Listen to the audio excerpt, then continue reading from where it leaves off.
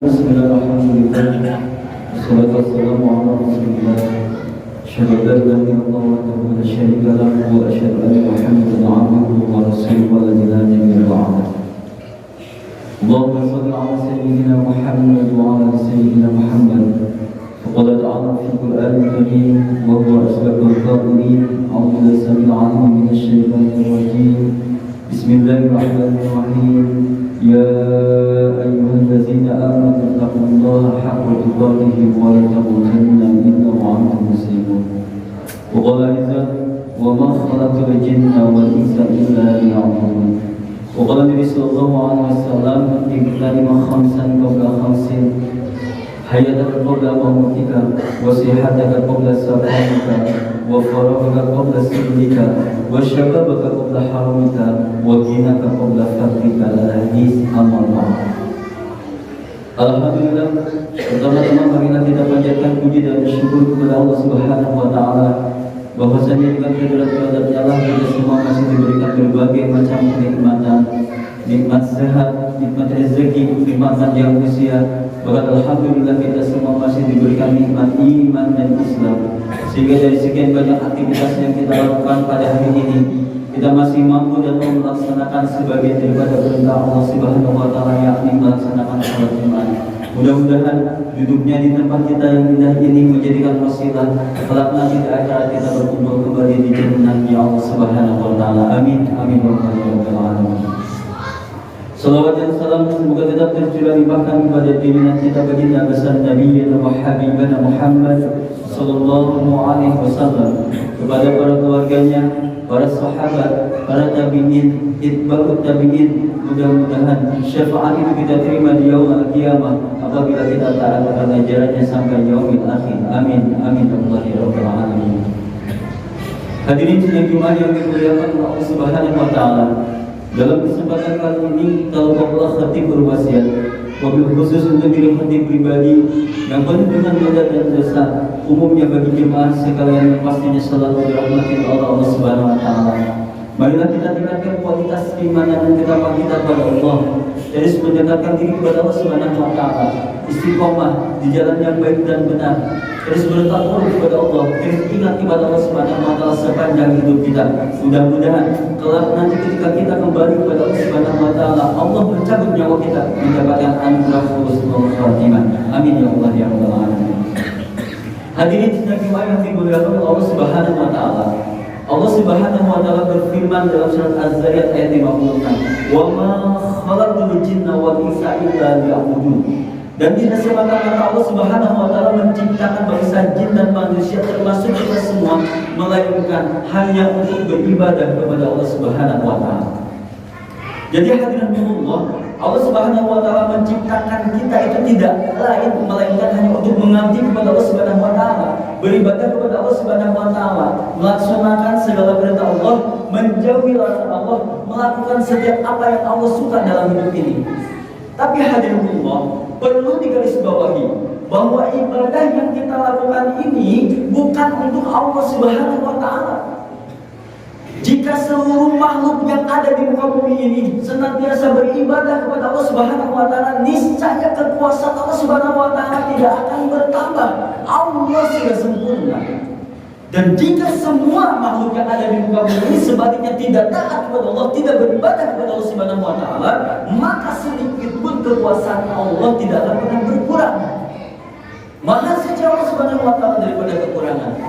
Dan ditegaskan oleh Allah Subhanahu wa taala dalam surat Al-Isra ayat 6, "In ahsantum ahsantum li anfusikum." Kata Allah Subhanahu wa taala, barang siapa yang melakukan kebaikan, barang siapa yang melakukan amal soleh, sesungguhnya kebaikan itu untuk dirinya sendiri. Fa in ahsantum falaha, dan sebaliknya, jika dia berbuat jahat, tidak baik, maka kejahatan itu, keburukan itu kembali kepada dirinya sendiri. Setiap amal ibadah yang kita lakukan atau amal salah yang kita lakukan senantiasa kembali kepada diri kita sendiri.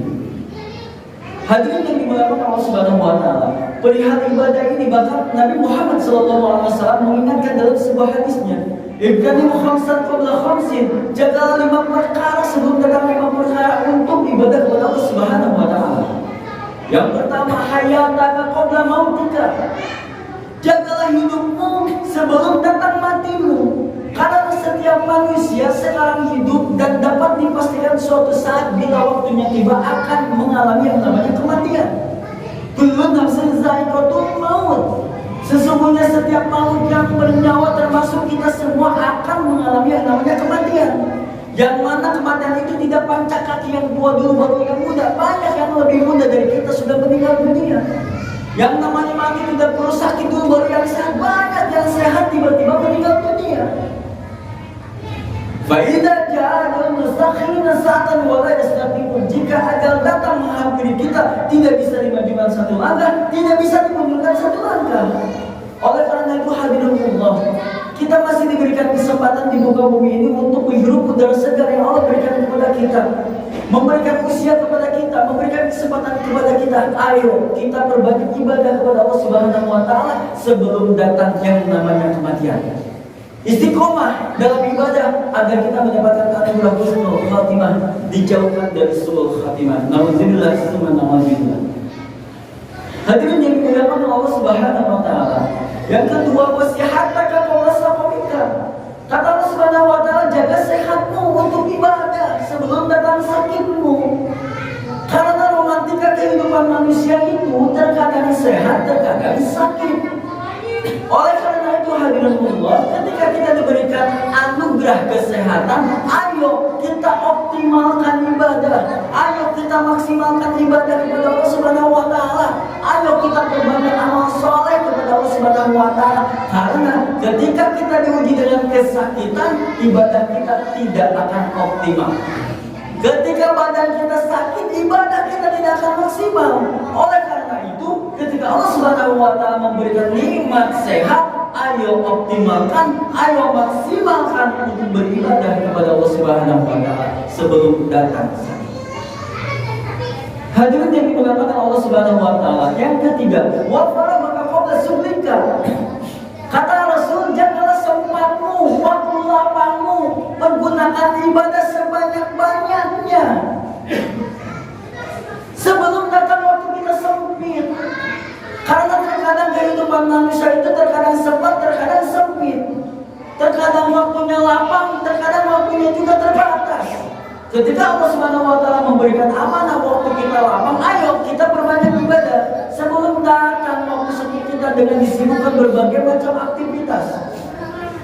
Berbanyak ibadah, berbanyak sholat, berbanyak tadarus, berbanyak zikir, berbanyak tilawatil Quran sebelum datang waktu sempit yang menghampiri kita. Karena ketika sempit, ibadah kita tidak optimal, ibadah kita tidak akan maksimal. Oleh karena itu Allah, ketika Allah Subhanahu wa Ta'ala memberikan amanah kesempatan yang begitu banyak, maka ayo kita maksimalkan, optimalkan ibadah pengabdian kita kepada Allah Subhanahu wa Ta'ala. Hadirin yang dimuliakan Allah Subhanahu wa Ta'ala. Yang keempat, wasyababa qabla haramika. Jaga mudamu sebelum datang tuamu. Ketika Allah Subhanahu wa Ta'ala memberikan masa muda kepada kita, ayo kita perbanyak ibadah. Rajin datang ke tempat pengajian, rajin datang ke masjid-masjid.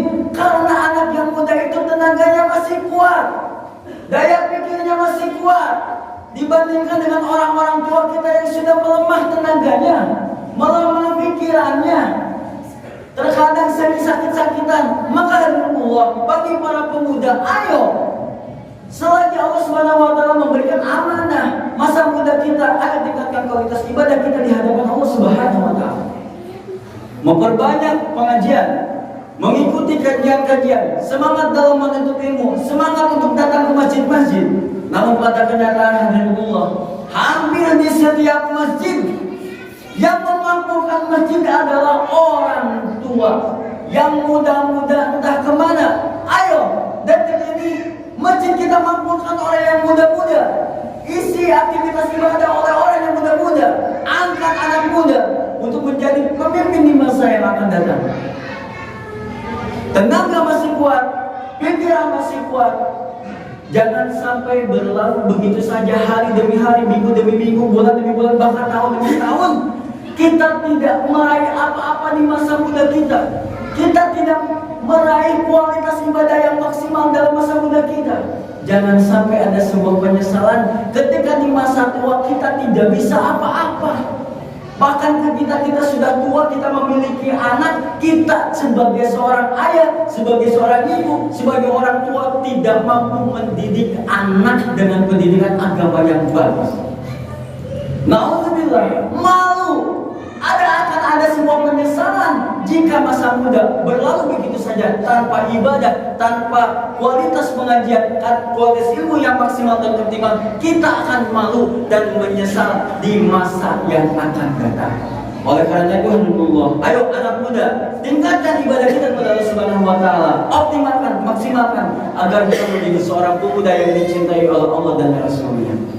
Dan yang terakhir, alhamdulillah, Rasulullah SAW mengingatkan kepada kita, waginaka qabla fakrika. Jaga kayamu, gunakan kayamu untuk beribadah kepada Allah Subhanahu wa taala sebelum datang miskinmu. Ketika Allah Subhanahu wa taala mengamanahkan harta yang berlimpah kepada kita, ketika Allah Subhanahu wa taala memberikan amanah kelebihan harta kepada kita, ayo gunakan harta kita di jalan Allah. Berzakat, bersedekah, mendorong kegiatan di masjid, membantu fakir miskin, menyantuni anak yatim. Jangan sampai ketika kita diberikan kekayaan oleh Allah Subhanahu wa taala saat ini tidak digunakan di jalan Allah. Bisa jadi Allah Subhanahu wa taala mencabut kenikmatan kekayaan yang ada dalam diri kita. Harta yang Allah titipkan kepada kita bisa jadi esok lusa Allah ambil. Wasilah kita tidak mau menggunakan harta di jalan Allah Subhanahu wa taala. Oleh karena itu, alhamdulillah, ketika kita diberikan kelebihan harta, sedikit ataupun banyak, ayo kita gunakan di jalan Allah Subhanahu wa taala agar harta kita di akhirat kelak bisa dipertanggungjawabkan, didapat dari yang halal dan dipergunakan lagi di jalan yang benar. Niscaya harta kita berkah, bertambah, terus bertambah berkah di sisi Allah Subhanahu wa taala. Hadirin yang dimuliakan Allah Subhanahu wa taala. Kesimpulan dalam khutbah ini, ayo kita tingkatkan kualitas ibadah kepada Allah Subhanahu wa taala. Mumpung Allah Subhanahu wa taala masih memberikan kesempatan usia kepada kita, jangan sampai detik-detik terlalui tanpa sebuah makna ibadah kepada Allah Subhanahu wa taala. Jangan sampai kita menyesal ketika dicabut nyawa oleh Allah Subhanahu wa taala, ketika sakaratul maut dalam keadaan tidak beriman, dalam keadaan tidak bertakwa kepada Allah Subhanahu wa taala. Itu penyesalan yang tidak ada gunanya. Sebagaimana tercantum dalam surat Al-Mu'minun ayat 99 dan 100. Hatta idza jaa adahumul maut qala rabbil ji'un.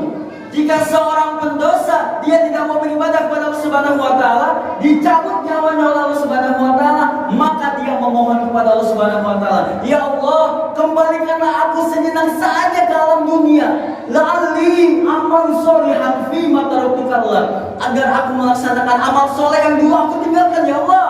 Kata Allah Subhanahu wa taala, "Innaha kalimatun huwa qailuha wa min waraihim barzakhun ila yaumi yub'atsun." Kata Allah Subhanahu wa taala, tidak akan aku kembalikan. Sesungguhnya kata-katamu hanya dusta belaka. Hadirin Allah, orang yang dicabut nyawa memohon agar dikembalikan kepada alam dunia. Orang yang berada di alam barzakh sana, yang dalam keadaan berdosa, memohon agar dikembalikan ke alam dunia untuk beribadah kepada Allah.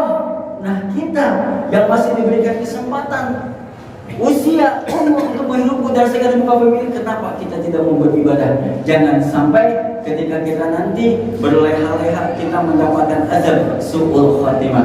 Hadirin Allah, mudah-mudahan di waktu yang tersisa ini kita bisa mengoptimalkan waktu untuk meningkatkan kualitas keimanan dan takwa kita kepada Allah Subhanahu wa taala, meningkatkan kualitas ibadah agar kita mendapatkan kehidupan yang bahagia di dunia wal akhirah. Amin ya Allah ya rabbal alamin. Wa la ilaha illa anta